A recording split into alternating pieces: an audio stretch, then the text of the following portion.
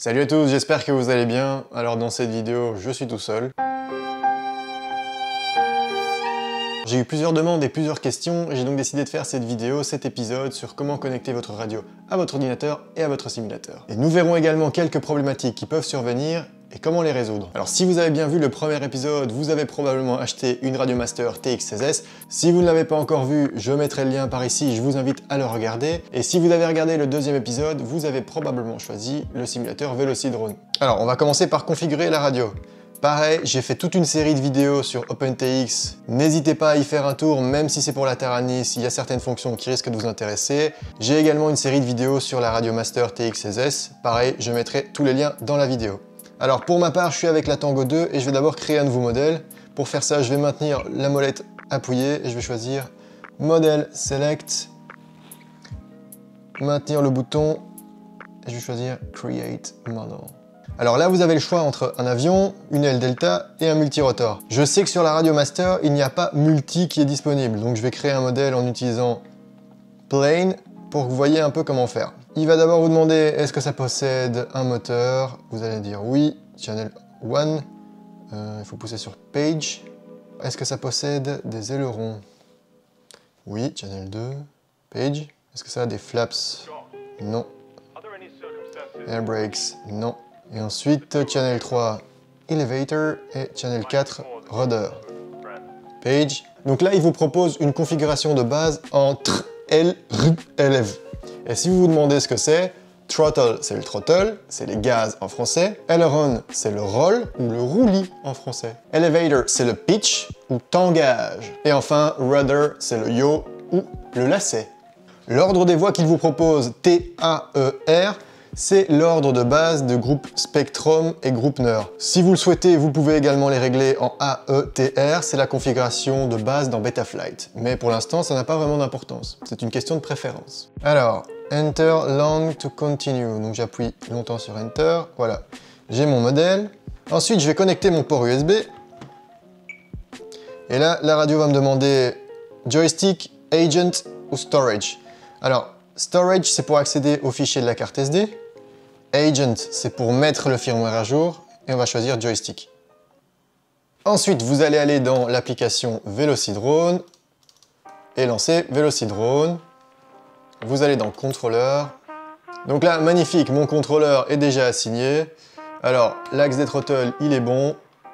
Et on voit que le yaw et le roll sont inversés. Le pitch, c'est bon. Alors, face à ça, vous avez deux solutions. Le plus facile, c'est d'aller dans Assign Sticks et vous suivez ce qu'il vous montre à l'image.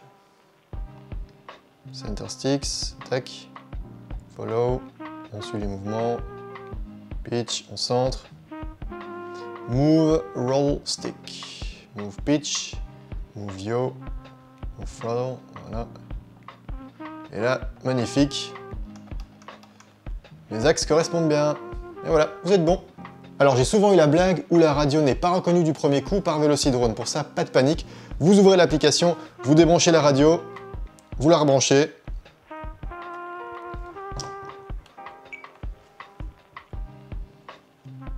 Choisissez Joystick. Vous cliquez sur Assign Controller.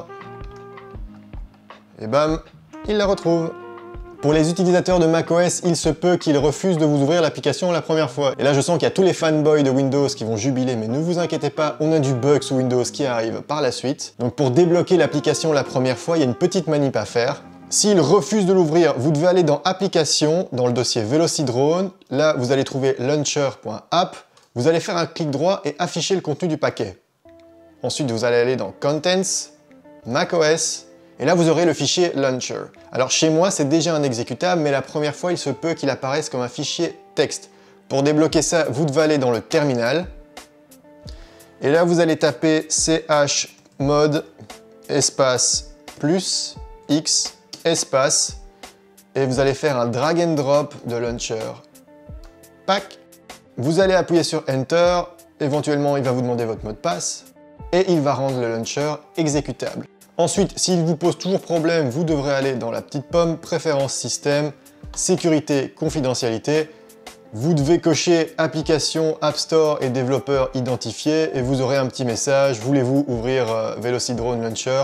vous mettez oui, vous mettez votre mot de passe et il devrait s'ouvrir.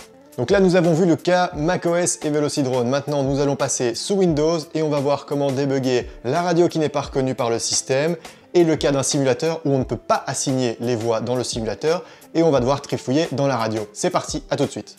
Ok, donc nous voici sous Windows, et le premier truc qui devrait vous choquer, c'est que c'est moche. Non, je plaisante. Donc, nous voici sous Windows, et le premier bug qu'on va couvrir, c'est lorsque votre radio n'est plus reconnue suite à une mise à jour. Alors, le workaround nous a été montré par Velocidrone, enfin par la chaîne YouTube de Velocidrone.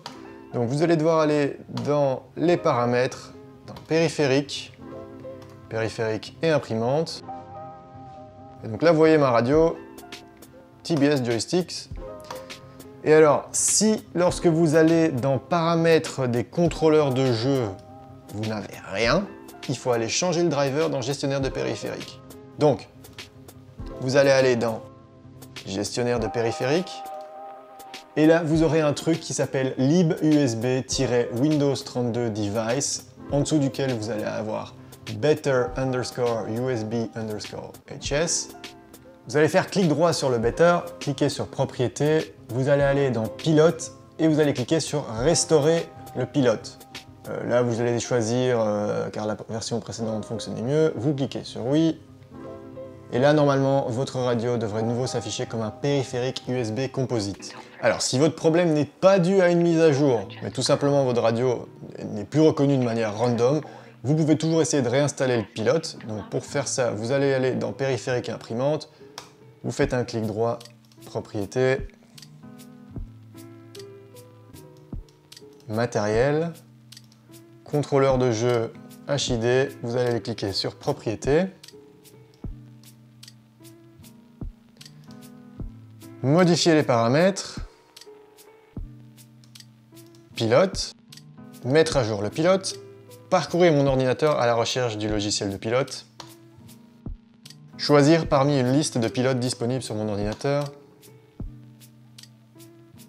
Voilà, et là, vous devez choisir contrôleur de jeu HID suivant. Je vais pas le faire parce que j'ai pas envie de flinguer mon PC, mais voilà.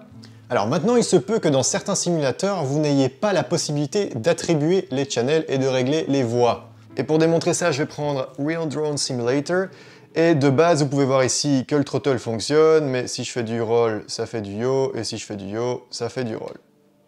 Du coup, là, on va manuellement inverser le roll et le yaw, c'est-à-dire le aileron et le rudder, dans notre radio. Pour faire ça, je vais aller dans le menu, dans la page Mix. Et donc là, on va devoir inverser aileron et rudder. Donc, sur le channel 2, je vais maintenir le bouton enfoncé, je vais appuyer sur Edit. Et dans la source, au lieu d'avoir l'aileron, je vais choisir le rudder.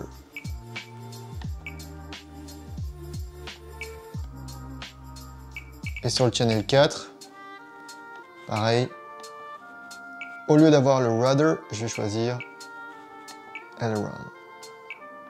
On va voir dans notre simu. Et là, on voit qu'on a récupéré nos axes comme il faut. Donc voilà, j'espère que cette vidéo aura pu vous sortir du pétrin.